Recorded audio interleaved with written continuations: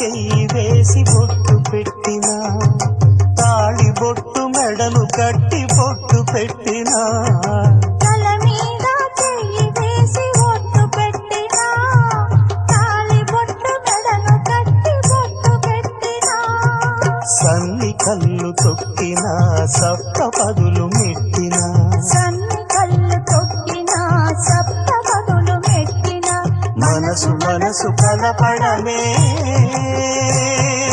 మంత్రం పరమార్థం. శ్రీరస్తు శుభమస్తు, శ్రీరస్తు శుభమస్తు. శ్రీకారం చుట్టుకుంది పెళ్లి పుస్తకం, ఇక ఆకారం దాచుతుంది కొత్త జీవితం.